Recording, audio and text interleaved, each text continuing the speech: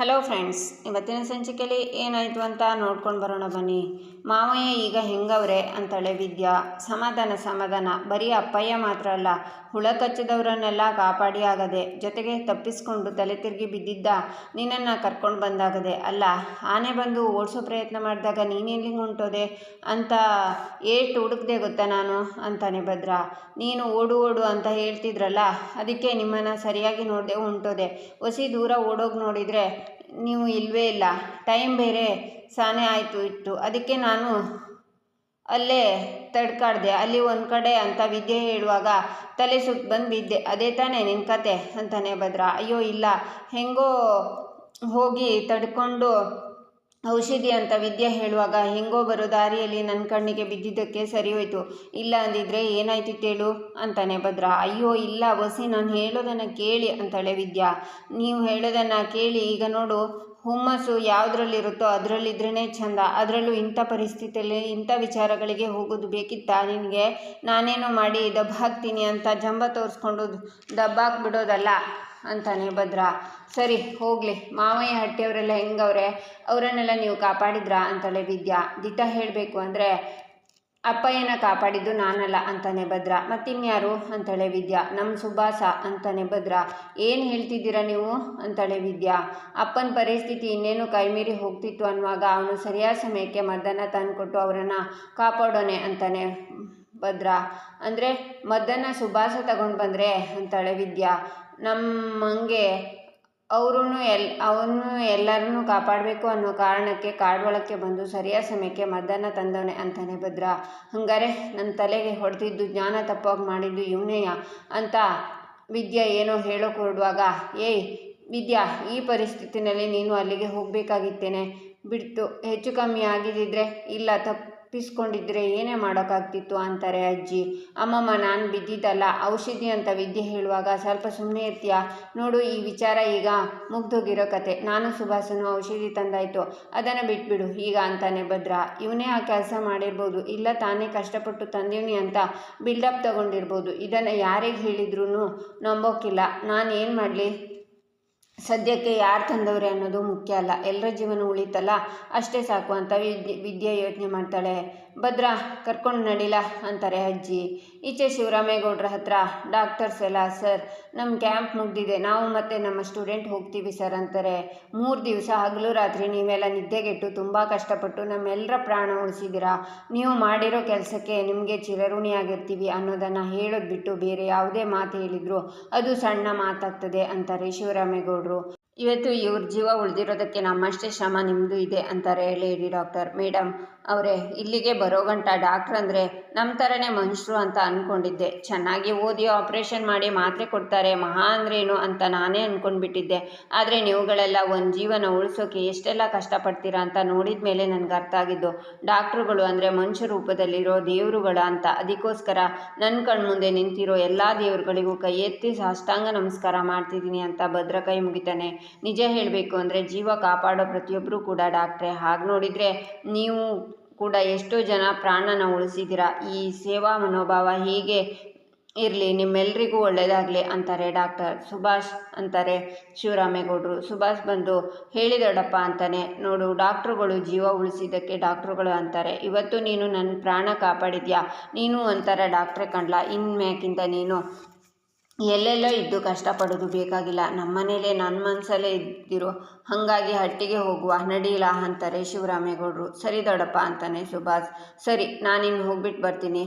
ಹುಳುಗಳಿಂದ ಕಚ್ಚಿಸ್ಕೊಂಡು ರೈತರಿಗೆ ಸರ್ಕಾರದಿಂದ ಪರಿಹಾರ ಬರುತ್ತೆ. ಹಾಗೆ ನಿನ್ನೆ ತೀರಿ ಹೋಗಿರೋ ಆ ವ್ಯಕ್ತಿಗೆ ನನ್ನ ಕಡೆಯಿಂದ ಏನು ತಲುಪಬೇಕೋ ಅದು ತಲುಪುತ್ತೆ. ಇನ್ನು ಮುಂದಕ್ಕೆ ಹಿಂಗಾಗದೇ ಇರೋ ಹಂಗೆ ಏನೇನು ಮಾಡಬೇಕು ಅದನ್ನೆಲ್ಲ ಮಾಡಿಸ್ತೀನಿ.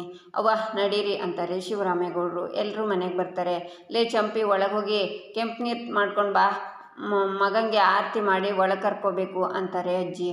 ಅವೆಲ್ಲ ಯಾಕವ್ವ ಅಂತಾರೆ ಶಿವರಾಮೇಗೌಡರು. ನಿನಗೆ ಅದೆಲ್ಲ ತಿಳಿಯೋಕ್ಕೆಲ್ಲ ಸುಮ್ಕಿರು. ನೀವೆಲ್ಲ ಪುನರ್ಜನ್ಮ ಪಡ್ಕೊಂಡು ಬಂದಿದ್ದೀರಾ ಅಂದಮೇಲೆ ಆರತಿ ಮಾಡದೆ ಒಳಗೆ ಹೋಗೋಕ್ಕಾಗದೆ, ಇದೆಲ್ಲ ಸಂಪ್ರದಾಯ ಕಣಂತೆ. ಅದು ಸರಿ, ಗೋವಿಂದ ಎಲ್ಲಿ ಇದ್ದಾನೋ ಇಲ್ಲೋ ಅಂತಾರೆ ಅಜ್ಜಿ. ಅದು ಪಕ್ಷದ ಕೆಲಸದ ಮೇಲೆ ಬೆಂಗಳೂರಿಗೆ ನಾನೇ ಕಳಿಸಿದ್ದೀನಿ ಕಣವ ಅಂತಾರೆ ಶಿವರಾಮೇಗೌಡರು. ರೀ, ಗೋವಿಂದ ಫೋನ್ ಮಾಡ್ತವನೆ ಅಂತಾರೆ ಮೋನ.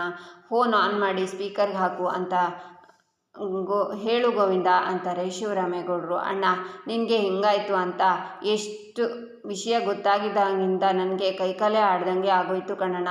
ಈಗ ಹೆಂಗಿದ್ಯಾ ಅಣ್ಣ, ಹುಷಾರಾಗಿದೆಯಾ ತಾನೇ ಅಂತಾರೆ ಗೋವಿಂದ. ನಾವೆಲ್ಲರೂ ಹುಷಾರಾಗಿ ಮನೆಗೆ ಬಂದಿದ್ದೀವಿ ಕಣಂತೆ, ಬೇಗ ಕೆಲಸ ಮುಗಿಸ್ಕೊಂಡು ಮನೆಗೆ ಬಂದುಬಿಡ್ಲಾ ಅಂತಾರೆ ಶಿವರಾಮೇಗೌಡರು. ಅಬ್ಬಾ, ಈಗ ನನ್ನ ಮನಸ್ಸಿಗೆ ಒಸಿ ಸಮಾಧಾನ ಆಯಿತು ಕಣಣ್ಣ ಅಂತಾರೆ ಗೋವಿಂದ.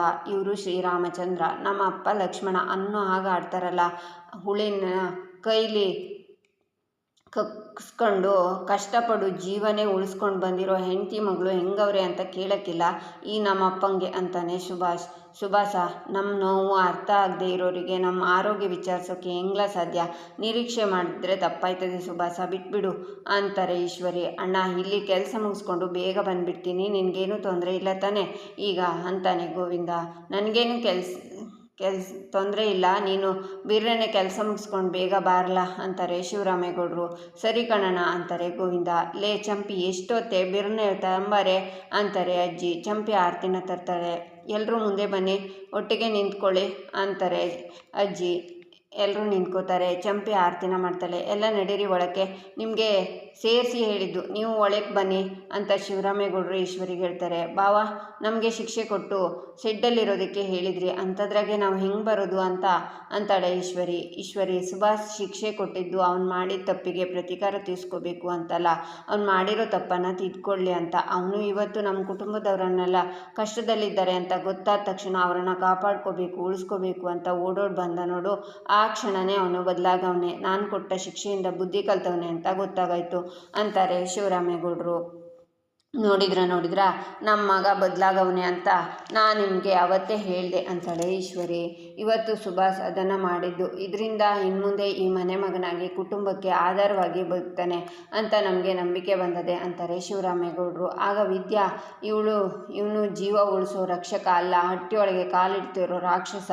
ಇಂಥ ಪಾಪಿ ಹಟ್ಟಿಯೊಳಗೆ ಬರಲಿಕ್ಕೆ ನಾನೇ ಕಾರಣ ಆಗಿಬಿಟ್ನಲ್ಲ ದೇವ್ರೆ, ಇನ್ನೇನು ಅನ್ನೋದನ್ನು ಎಲ್ರಿಗೂ ಅರ್ಥ ಮಾಡಿಸೋ ತರಹ ಮಾಡಪ್ಪ ಅಂತ ವಿದ್ಯೆ ಯೋಚನೆ ಮಾಡ್ತಾಳೆ. ಪಾಠ ಕಲಿತು ಕುಟುಂಬದ ಜೊತೆ ಬದುಕಬೇಕು ಅಂತ ಬಂದಿರೋ ಮಗನ ನನ್ನ ತಾಯಿ ಅಕ್ಕನ ಮಮತೆನ ಕಿತ್ಕೊಳ್ಳಬೇಕು ಅನ್ನೋ ಹಠ ನನಗಿಲ್ಲ. ಹಾಗಂತ ನಿಮ್ಮ ತಪ್ಪನ್ನು ನಾನು ಕ್ಷಮಿಸೋದೂ ಇಲ್ಲ. ಆದರೆ ಸುಭಾಷ್ ಮಾಡಿರೋ ಪುಣ್ಯದ ಕೆಲಸದಿಂದ ನಿಮ್ಮ ಪಾಪ ತೊಳ್ಕೊಳ್ಳೋಕ್ಕೆ ಒಂದು ಅವಕಾಶ ಸಿಗುತ್ತದೆ ಅಷ್ಟೇ. ಅದು ಅವನಿಗೆ ತಾಯಿ ಮಮತೆ, ಅಕ್ಕನ ಪ್ರೀತಿ ಸಿಗಲಿ ಅನ್ನೋ ಕಾರಣಕ್ಕೆ ಸಿಕ್ಕಿರೋ ಅವಕಾಶನ ನೀವು ಉಳಿಸ್ಕೊಳ್ಳಿ ಅಂತಾರೆ ಶಿವರಾಮೇಗೌಡರು. ಬಾವ, ನೀವು ಇಟ್ಟಿರೋ ನಂಬಿಕೆನ, ಕೊಟ್ಟಿರೋ ಒಂದು ಅವಕಾಶನ ಬರೀ ಬಾಯಿ ಮಾತಿಗೆ ಉಳಿಸೋಕ್ಕಿಲ್ಲ. ಸಮಯ ಬಂದರೆ ಕುಟುಂಬಕ್ಕೋಸ್ಕರ ಪ್ರಾಣ ಕೊಟ್ಟಾದರೂ ಅದನ್ನು ಉಳಿಸ್ಕೋತೀವಿ ಬಾವ. ಥ್ಯಾಂಕ್ಸ್ ಅಂತಾರೆ ಈಶ್ವರಿ. ಇವತ್ತು ಏನೇ ಕೃತಜ್ಞತೆ ಹೇಳಬೇಕಾಗಿರೋದು ಇದ್ರೂ ನನಗಲ್ಲ, ಮನೆ ಮಗನಾಗಿ ಜವಾಬ್ದಾರಿಯಿಂದ ನಡ್ಕೊಂಡು ನಮ್ಮ ಪಾಲಿಗೆ ಇವತ್ತು ಮನೆ ಬಾಗಿಲು ತೆಗೆಯೋ ಹಂಗೆ ಮಾಡ್ದ ನೋಡು, ಅವನಿಗೆ ಹೇಳಬೇಕು. ಸುಭಾಸ, ಅವನು ಅಕ್ಕನು ಕರ್ಕೊಂಡು ಒಳಗೆ ಬರಲ್ಲ ಅಂತಾರೆ ಶಿವರಾಮೇಗೌಡರು. ಹೋಗ್ತಾರೆ. ಆಗ ಈಶ್ವರಿ ವಿದ್ಯೆನೇ ನೋಡ್ತಾ, ಏನೇ ಹಂಗೆ ಗುರಾಯಿಸ್ತಿದ್ಯಾ, ನಡಿಯ ಮೂರಡಿ ಅಂತಾರೆ. ವಿದ್ಯಾ ಹೋಗ್ತಾಳೆ. ಅವ್ರೀಗ ತಾನೇ ಹಟ್ಟಿ ಒಳಗೆ ಸೇರ್ಕೋತಾ ಇದ್ದೀವಿ, ಇನ್ನು ಮುಂದಕ್ಕೆ ಅವರೆಲ್ಲರೂ ಆಚೆ ಹೋಗೋ ಹಾಗೆ ನೀವು ಮಾಡಲೇಬೇಕು ಕಣವ ಅಂತಾಳೆ ಚಿತ್ರ. ನಮ್ಮನ್ನು ಈ ಮನೇಲಿ ತಲೆ ತಗ್ಸೋ ಹಂಗೆ ಮಾಡಿದ್ದವ್ರನ್ನ ತಲೆ ತಗ್ಸಿ ನಿಲ್ಲೋ ಹಂಗೆ ನಾವು ಮಾಡಲೇಬೇಕು. ಬಾರ್ಲ ಸುಭಾಸ ಅಂತಾರೆ ಈಶ್ವರಿ. ಈಚೆ ಮನೆಯೊಳಗೆ ಎಲ್ಲರೂ ನಿಂತಿರ್ತಾರೆ. ರೀ, ಯಾಕ್ರಿ ಮನೆಯೆಲ್ಲ ಹಿಂಗೆ ನೋಡ್ತಿದ್ದೀರಿ ಅಂತಾರೆ ಮೋಹನ. ಶಿವರಾಮ, ಯಾರಕ್ಲ ಕಣ್ಣಲ್ಲಿ ನೀರು ಅಂತಾರೆ ಅಜ್ಜಿ. ಅವ್ವ, ಆ ಹುಳಿನ ಕೈಲಿ ಕಚ್ಚಿಸ್ಕೊಂಡು ಸಾವಿನ ಬಾಗಿಲಲ್ಲಿ ನಿಂತಿರ್ಬೇಕಾದ್ರೆ ಜೀವ ಸಹಿತ ಈ ಹಟ್ಟಿಗೆ ನಾವೆಲ್ಲ ವಾಪಸ್ ಬರ್ತೀವಿ ಅಂತ ಅಂದ್ಕೊಂಡೇ ಇರಲಿಲ್ಲ ಕಣವ. ಆ ಕ್ಷಣದಲ್ಲಿ ಆಗಿದ್ದೆಲ್ಲ ಜಪ್ತಿ ಮಾಡಿಕೊಂಡ್ರೆ ಒಂಥರ ಹೆದರಿಕೆನೇ ಆಗ್ತಿದೆ ಅಂತಾರೆ ಶಿವರಾಮೇಗೌಡರು.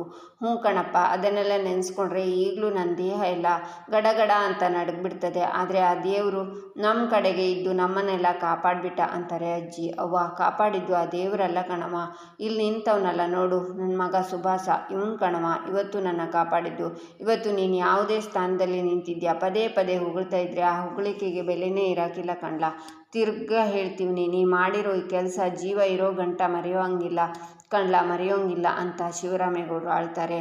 ದೊಡ್ಡಪ್ಪ, ಇದು ನನ್ನ ಕರ್ತವ್ಯ ಅಷ್ಟಯ್ಯ. ಜನ್ಮ ಕೊಟ್ಟಿರೋದು ನಮ್ಮ ಅವ್ವ ಅಪ್ಪನೇ ಆದ್ರೂ ನನಗೆ ಬೆಲೆ ನೆಲೆ ಕೊಟ್ಟ ದೇವರು ನೀವು. ಇಂಥ ದೇವ್ರ ಜೀವ ಉಳಿಸೋ ಕೆಲಸ ನನ್ನ ಕೈಯಿಂದ ಆಯ್ತಂದರೆ ನನಗೆ ಅದೇ ಸಂತೋಷ ದೊಡ್ಡಪ್ಪ ಅಂತಾನೆ ಸುಭಾಷ್.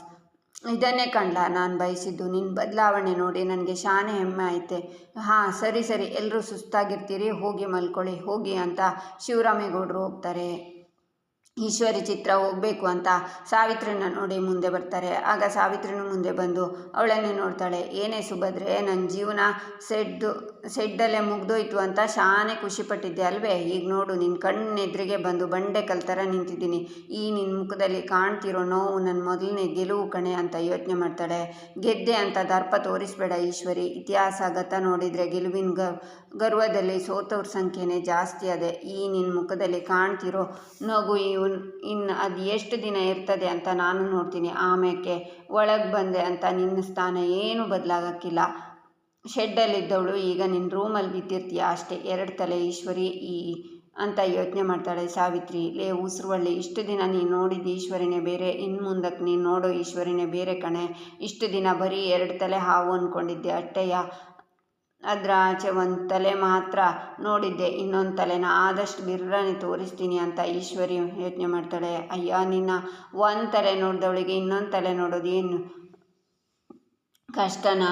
ಅದೇನು ತೋರ್ತೀಯೋ ತೋರು, ನಾನು ನೋಡ್ತೀನಿ ಅಂತ ಸಾವಿತ್ರಿ ಯೋಚನೆ ಮಾಡ್ತಾಳೆ. ಯಾಕೆ ಸಾವಿತ್ರಿ, ನಾವು ಮನೆಯೊಳಗೆ ಬರ್ತಿದ್ದೀವಿ ಅನ್ನೋ ವಿಷಯನೇ ಪಾಪ ನಿನಗೆ ಕಷ್ಟ ಆಗದೆ ಅನ್ನಿಸ್ತದೆ ಅಂತಾಳೆ ಈಶ್ವರಿ. ಅಯ್ಯೋ ಅತ್ತಿಗೆ, ನಾನೇನು ನಿಮ್ಮನ್ನು ತಲೆ ಮೇಲೆ ಒರೆಸ್ಕೋತೀನ?